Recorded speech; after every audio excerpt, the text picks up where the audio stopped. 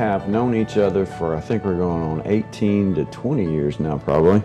Yeah, probably right. I already know a few things we're going to say here, but for somebody who's meeting you and meeting us for the first time, what's your rank, name, and serial number, sir? Okay, currently I'm the president and founder of Composite Research, which actually started out as Sundance Boats. Mm-hmm. Yeah, it's a full name. Oh yeah, we want to hear it all. Like, okay, I'm Seaborn Wallace Bell Jr. Okay, Junior. Okay, yeah. That's a family name, and obviously you're not getting out of here without talking about the name for a minute. Yeah, it's I always, because it was my father's name, mm-hmm. and I'd always thought, well, didn't see any. You didn't have that geology stuff going on. Right. Geography or whatever they call it. Yeah. Genealogy. Yeah. So I don't want to be the old man. So I just assumed it was something that Grandma had come up with. Mm-hmm. Reading some kind of romance novel or something in the 30s. Okay. But then lately I got onto Ancestry. You want me to put the dog out? Yeah, sure. Go ahead. He wants to go. Yeah. He didn't want to be a part of this. So anyway, in Ancestry, go brother, get out of here. You start going back in time. Right. And there was a Seaborn Isaiah Bell from the early 1800s. Seaborn Isaiah Bell. Okay, so I know nothing about this, and I'm going to let everybody know the stuff that I hear for the first time, right? Which is interesting to me, because we might dig a little deeper in that. So, was there ever a part of your life where you were like, okay, so did you dig into Seaborn Isaiah Bell? I did. Well, I dug into the name Seaborn. Seaborn Isaiah. I'm sorry. Yeah. And apparently, it was not uncommon in England, primarily around the Wales area. Okay. Which is a lot of fishing, mm-hmm. and you just there was kind of an old fishing name for. So Seaborn goes back to that sort of thing. Right. Couldn't find a lot about it. Right. So I don't know if you remember, but that's probably 8-9 years ago. One of the things that I'd talked to you about was it's all in a name, and it was kind of goes back to Romeo and Juliet and Shakespeare. Right. It's basically that the name that you're given kind of defines to a certain degree what you're going to do in your life. Right. And if that's true, it's definitely got some tell here. But we'll get to boats and stuff in a little bit. But it is a very unique name. I'm sure you know about that. And something that's probably interesting to folks that don't know you is that we have folks sometimes that inquire about boats or shirts or hats or whatever because it has the name on it. Right. Because there's like 12 of you guys. Look, I found something with my name on it. So think about, how hard is it for you to find a monogram keychain? Oh, no. Okay. It doesn't happen. Not happening, right? Yeah, not happening. Okay. So now your dad went by Seaborn his whole life. He went by Seaborn, yeah. Okay. And then where's Wally come into it? Well, I was, Seaborn Wallace. Mm-hmm. And so, the 60s. No English there. No English there. Yeah. Just, Wally, and, my brother was Russell, so he was Rusty. I gotcha. So, and I think that was pretty common in the late 50s, early 60s, during that kind of Americana phase. Ward Cleaver? Yeah. Got it. Yeah. All right. Yeah. So, you got mom, you got dad, and then Rusty the brother. So any other Nope, siblings? That's us. Just you guys. Okay, so where were you born? And from, say, earliest memory, what is that? Yeah, I was born at the University of Florida in married dorms. Okay. Mom and dad had gone off to the University of Florida, and he was going to study animal husbandry because the biggest guy they'd ever met, they come from a dirt farm, mm-hmm. was they didn't know doctors or lawyers or judges. Mm-hmm. Who they knew was county extension agent. Okay. And he drove a nice truck, a U.S. government truck. Right. And so he was going to be a county extension agent. So goes off to University of Florida on his Harley Davidson, because you didn't have a Harley Davidson back then because you had any money. You had a Harley Davidson because you couldn't afford four wheels. Right. Yeah. And married mom in his sophomore year. Like I said, I was born in married dorms. Right. Really, kind of my first little memories was my mother's father, Grandpa Anderson, had a little fish camp down in Crystal River. Okay. When Crystal River was nothing. I mean, this little block building, jalousie windows, and us boys, me, Rusty, and my cousin Mitch, we just basically lived there during the summer. Sure. And we had these little flat-bottom pirogue boats that you paddled. Yeah. Go anywhere. Go anywhere. Float and spit. Yeah. Yeah. Yeah. And you know, and it was funny because back then, Grandma would come out and holler at us, "I want 12 trout and half a bushel of." Give you an order. Yeah, like going to the grocery store. 12 trout and half a bushel of oysters. Yeah, I love it. And so we'd paddle out there and rake some oysters and, you know, get them in a croaker sack and then go with our little Mitchell reels and get some fish for her, go clean them, take them in. You know, it was just, we just kind of grew up that way. Yeah. Could she cook?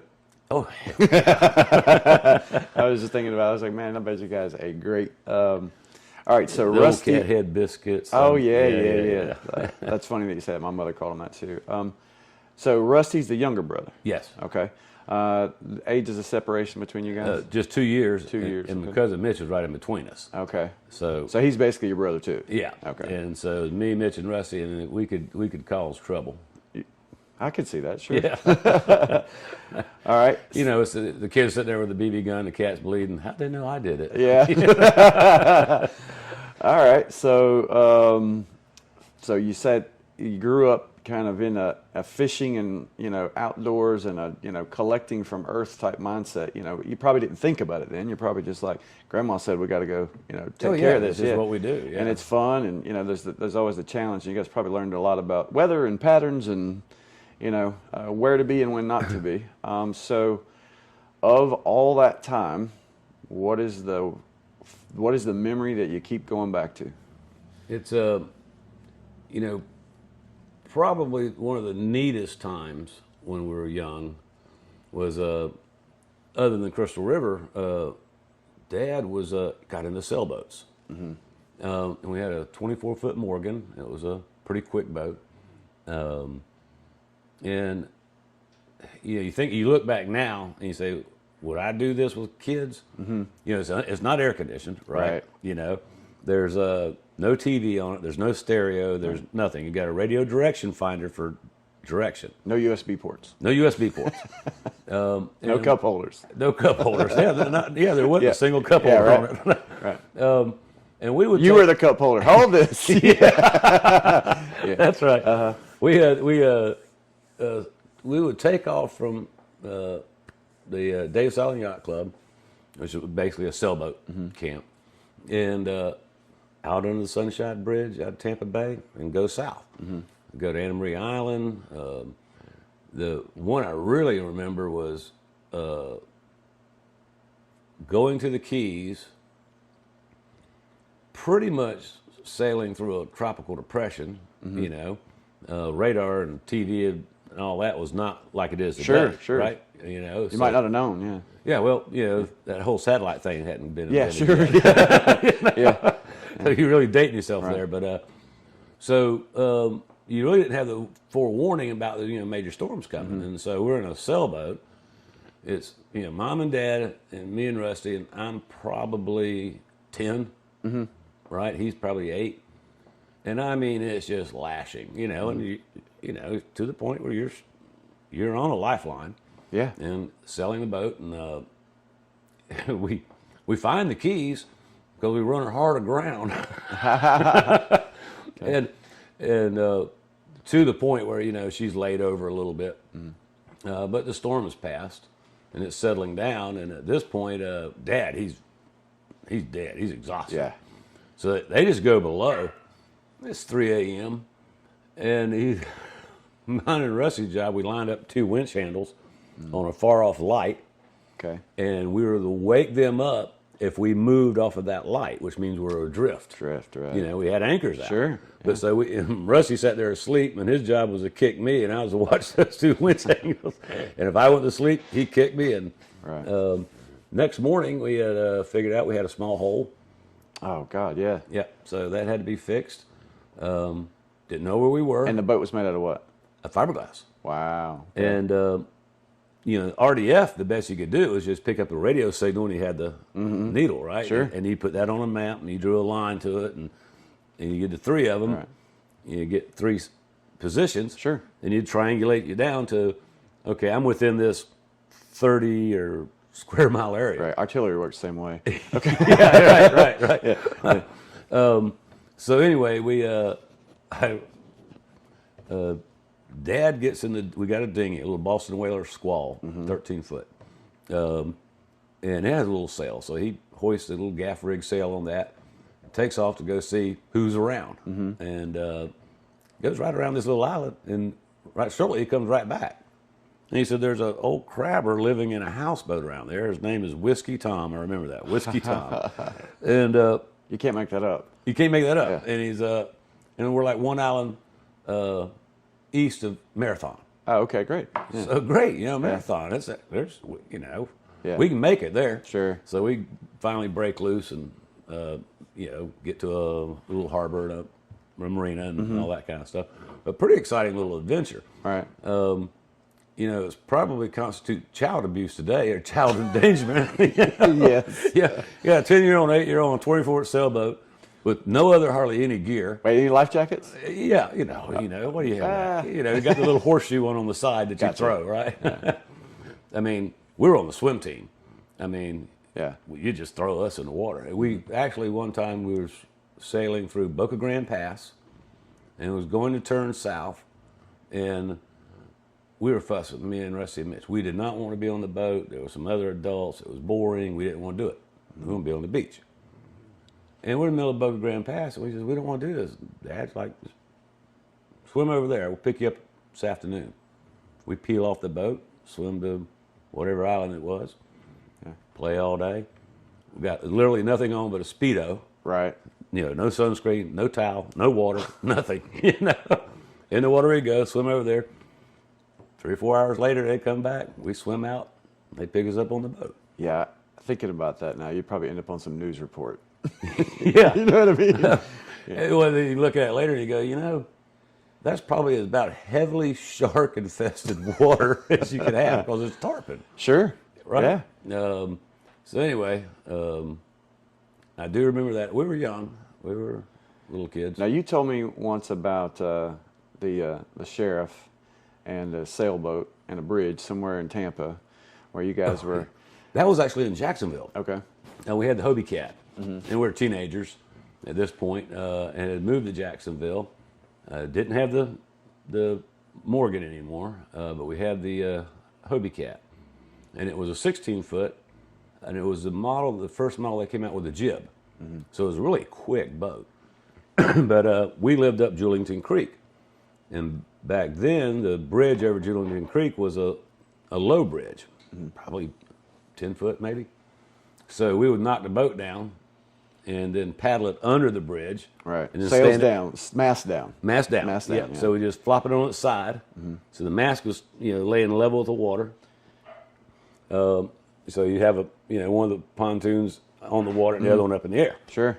So I'd sit there and paddle, and my brother would be out at the end of the mast with just a seat cushion, and that to kind of keep the mast from going all the way. You don't want to fill your sail with water. Sure. And we'd paddle it under the bridge, flip it back up, and off we'd go. Right. And the sheriff got to the point where people, there's 2 boys out there and their boat's, blown over. And then he'd go, is it a green boat with blue and white sails? Yeah, they're fine.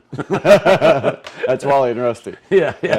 Okay. Yeah. They'll be back and do it again this afternoon because we get to St. John. Sure. We go downtown Jacksonville. Oh, yeah.